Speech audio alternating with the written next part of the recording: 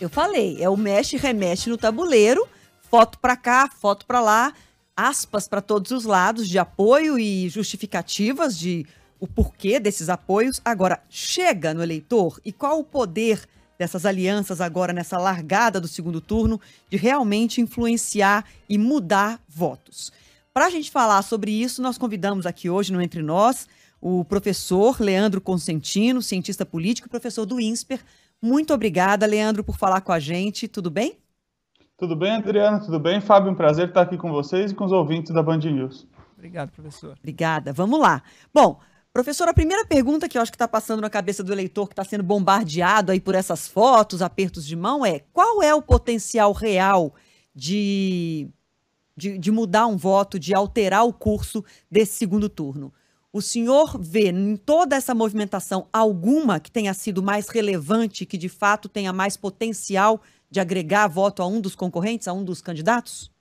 Acho que ambas existem potenciais de agregar votos de maneiras distintas, né? No caso do ex-presidente Lula, a gente está vendo o movimento dele de ir ao centro e buscar apoios ali naquele setor que não se sente representado nesse segundo turno. O segundo turno está ali representando, refletindo a polarização que o Brasil está enfrentando agora, então os eleitores de centro, de alguma forma, ficaram órfãos, e aí ele está buscando exatamente esses eleitores órfãos do Ciro Gomes, da Simone Tebet, das forças que o apoiavam. Vimos aí na reportagem que vocês trouxeram, Carlos Lupe, presidente do PDT, mesmo os tucanos históricos, com o destaque maior para o ex-presidente Fernando Henrique Cardoso. Então, acho que essa estratégia é clara dele e ele precisa um pouco se movimentar para que isso se torne factível, né? Quer dizer, o mercado que está aí numa posição próxima da centro-direita, já está exigindo para ele sinais importantes desse compromisso.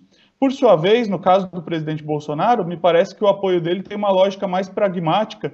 Por dificuldade de se aproximar do centro, exatamente, ele está buscando apoios mais pragmáticos de quem detém mandatos hoje em dia.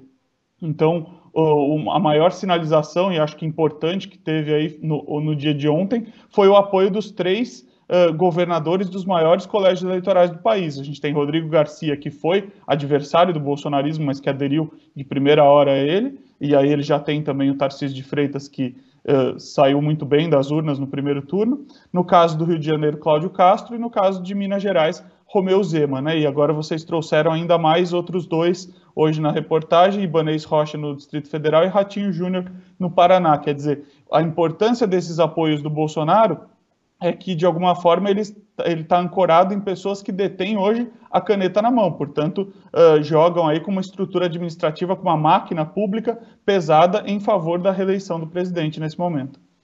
Professor, e com relação à diferença das narrativas, né? Eu digo a diferença de discurso do apoio, né? O presidente Jair Bolsonaro contou com os apoios dos governadores, então é natural que eles apoiem com mais ênfase, com mais ânimo, né? O governador de São Paulo, Rodrigo Garcia, chegou a dizer que apoia incondicionalmente o presidente Jair Bolsonaro e com alegria, inclusive. O ex-presidente Lula conta com o apoio de dois ex-presidenciáveis, então é natural também que eles façam esse apoio com críticas, como fez Ciro Gomes, num tom mais elevado, e menos agora Simone Tebet, a gente acabou de ouvir, mas também é um apoio crítico. Como é que o eleitor recebe isso? Essa diferença de narrativa, essa diferença de discurso interfere de alguma maneira também? Eu acho que é natural que exista essa diferença de discurso, sobretudo porque os dois candidatos os presidenciáveis, eles fizeram uma campanha bastante acerba contra os dois lados, incluindo, portanto, o ex-presidente Lula também. Portanto, bateram fortemente e agora precisam registrar esse outro movimento junto ao eleitorado, quer dizer, mostrar que está mudando e por que está mudando o curso das suas declarações. No caso dos apoios ao presidente Bolsonaro, com a exceção do Rodrigo Garcia, que já sinaliza, inclusive, está se movimentando para aderir fortemente ao bloco de apoio do presidente Bolsonaro, ali, caso seja eleito, mudar inclusive de partido e tudo mais, o restante dos apoios já eram apoios que já tinham sido dados de maneira mais enfática ou não no passado, né? Romeu Zema e Cláudio Castro estavam, ainda que adotando uma postura cautelosa no primeiro turno, já se sabia que eles eram bem mais próximos do lado de Jair Bolsonaro do que do ex-presidente Lula. Então, acho que é um pouco de naturalidade que o eleitor encara essas movimentações. Por alguns, pode ser que deixe mais perplexo, mais irritado. A própria Simone Tebet, agora no trecho que vocês reproduziram, disse que uma boa ala ali implorou a ela pela neutralidade. Então, alguns deve deixar mais irritado, mas a grande maioria talvez já tenha registrado isso com maior naturalidade. Agora, professor, falando aqui da situação de São Paulo, já que o senhor citou aí essa, né, a adesão aí do atual governador Rodrigo Garcia, chamou a atenção e foi de fato uma surpresa até pela agilidade do atual governador em demonstrar esse apoio, né?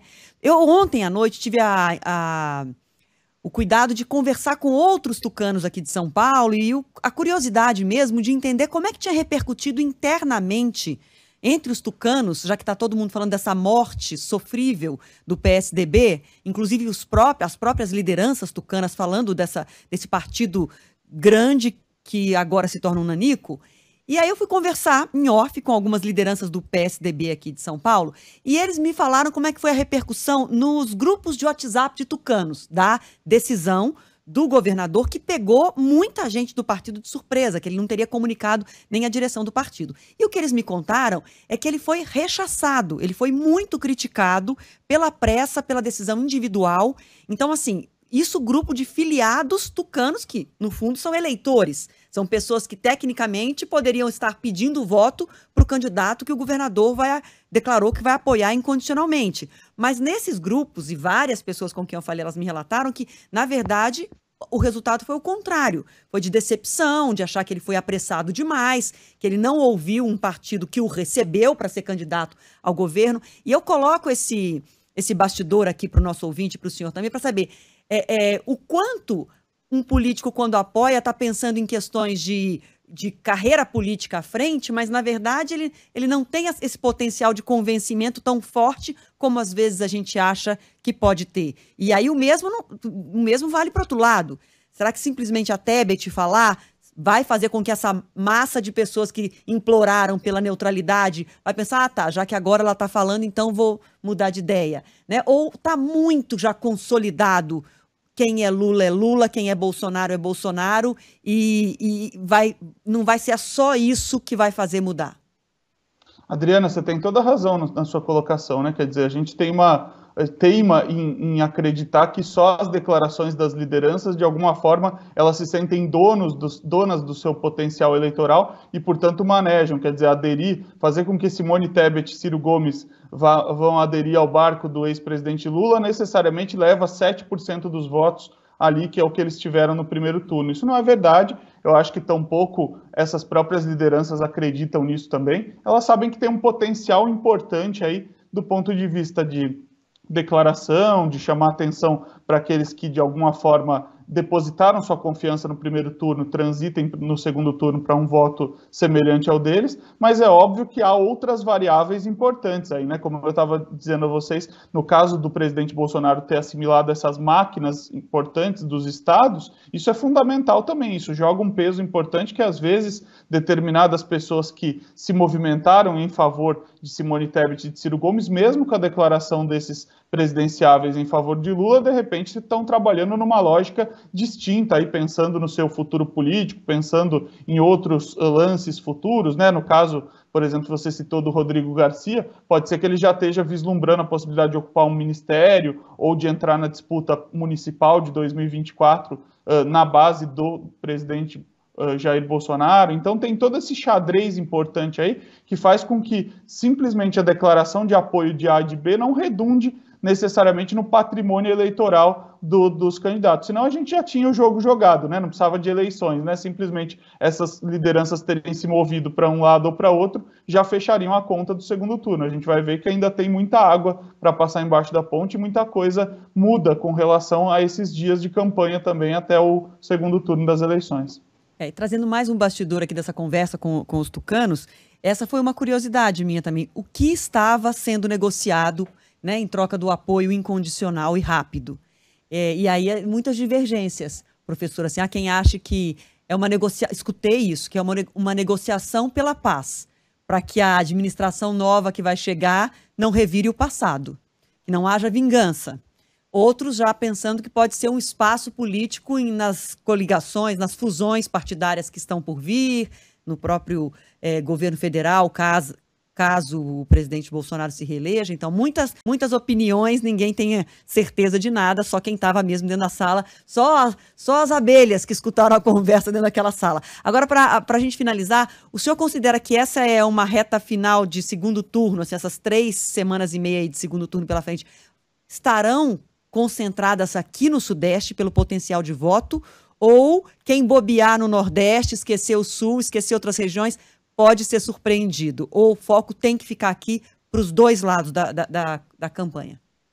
Eu acho que não pode bobear em região nenhuma, mas se a gente pensar estrategicamente, o Nordeste já é um jogo muito mais definido com relação ao ex-presidente Lula, assim como o Sul e o Centro-Oeste já o são para o presidente Bolsonaro. Então, o Sudeste aparece como um campo de batalha muito mais acirrado, e isso já era uma sinalização que o primeiro turno já trazia, né? Somado a isso, o fato de que 40 e tantos % dos eleitores brasileiros vivem na região Sudeste. Então, me parece que se a gente puder olhar com uma linguagem, uma analogia quase que militar aí, né?